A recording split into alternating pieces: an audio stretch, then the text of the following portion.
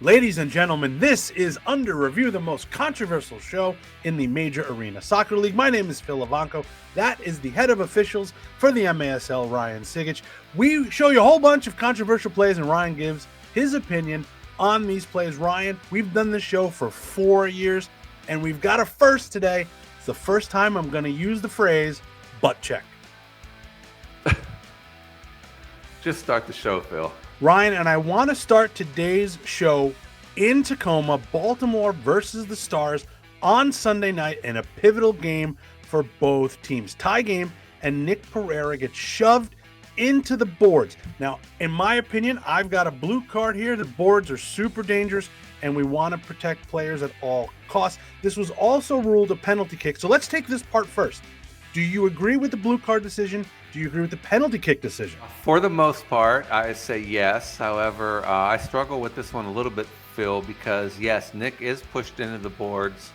It's off ball. I'm not sure why the defender does it. It's unnecessary. But, I mean, Nick does exaggerate the contact, and let me just say, well, he maybe, quote, helps himself into the boards just a little bit. And it's really tough for the referee there because you look and you see a clear push, and you see a player going into the boards. I mean, I do support the blue card, and since it's inside the penalty area, it is a penalty kick. And I think the defender is responsible for putting the referee in the position to having to make that call, and you run the risk when you do that. Okay, now let's take the play after the penalty kick. Perera scores the goal and is seen jawing with the Baltimore bench. Yellow card there, my opinion, straightforward decision. We've also got Tacoma coach Adam Becker coming off the bench to give the referee an earful, probably for Nick's yellow. This is also, in my opinion, a rightful yellow card. The only thing I've got here, Ryan, is if Nick's got to sit in the penalty box for a 5-minute descent, Becker's got to sit in the penalty box for 5 minutes, yellow card descent. Ooh, that would be interesting. Coach is going to the penalty box. Yeah.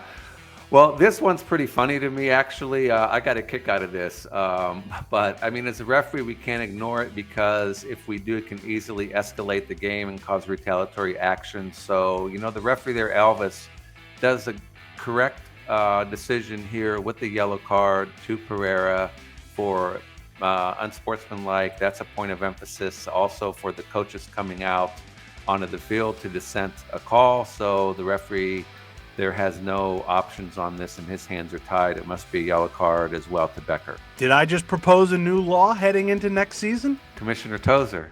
Okay, let's stick in Tacoma. Friday night now between the same two teams. Second quarter, we've got a collision between Mike Zierhofer and Tyler John. Ryan, you see the blue card in the air. In my opinion, it's a right decision, but I don't have a shootout here. I think there's a defender back there to scoop up the loose ball.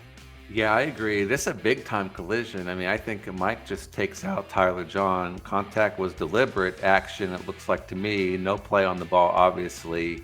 It's just a tough play, but this is a blue card, power play against Zierhofer. I don't have a shootout, as you stated there, as the attacker does not have possession of the ball, and there is another defender in close proximity. Okay, third quarter, we do have a penalty kick here from this tackle on Baltimore's Matthias Silva. Ryan, do you agree with this decision? I do. This is a penalty kick for me. The kick is pretty severe and it comes late. It wasn't necessary, so the severity of the foul warrants a blue card power play penalty, and since it's inside the penalty area, as we know, that also makes it a penalty kick. Ryan, you said the tackle was pretty severe. Do you think it should have been upgraded to maybe a yellow and a blue? I don't necessarily in this. I think a penalty kick is punishment enough.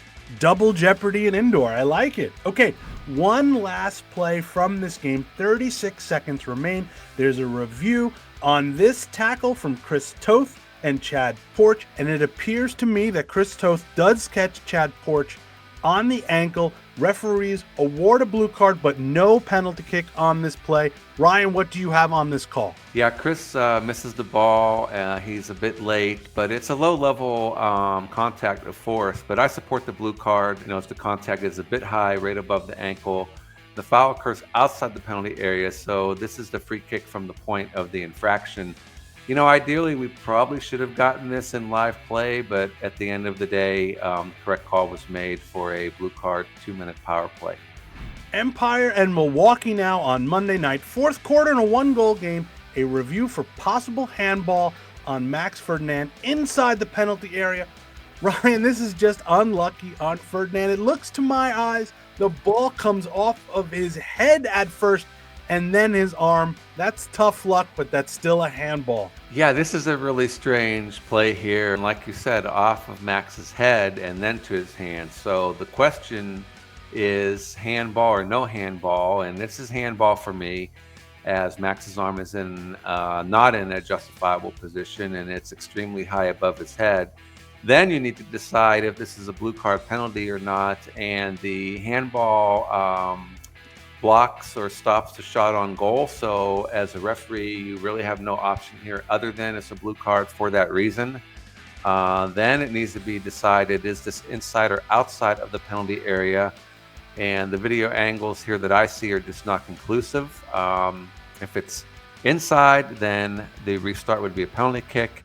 And if it's outside, which I think it probably is, then it's a free kick from the spot of the infraction.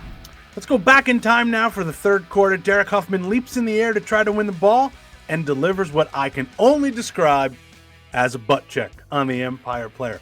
Blue card decision by the referees. Ryan, what is your preferred decision here? This is a pretty easy blue card for me. I'm not sure why Derek seems so surprised. Maybe when he looks at it later, he'll see it. But he jumps into the opponent very high, no play at all on the ball. It's a clear reckless action. So correct for the 2-minute blue card power play penalty. Would be great in the WWE, but not in the MASL. Last play on this show, Milwaukee is in San Diego. Tavoy Morgan thinks he's scored the Sockers' first goal of the game, only for replay to wipe the goal off for a handball leading up to the goal. Ryan, I'm just going to say this. I don't understand how this was overturned based on the angles we're watching. The seam for the boards is obstructing what I would think would be your best angle there. I would like to have seen this goal stand because of lack of a definitive look of that handball. Yeah, fair point. You make a good case there. I tend to agree with you. I mean, I think it's probably a handball, but we can't think. We have to know. And yeah, if there's any contact with the ball in Tavoy's hand, it becomes that quote attacker handball. So not clear. Again, though, if you see the reaction from Milwaukee defender number 10, not that we should or want to referee based on reactions, but he immediately is calling for a handball as well. So inconclusive to me as well on this one, Phil. Those defenders are always 100% honest when they've given up the first goal of the game. That's it for this week's episode of Under Review. Ryan, I don't really have anything clever here to say at the end of the show. What about you? No, nothing fun for me either.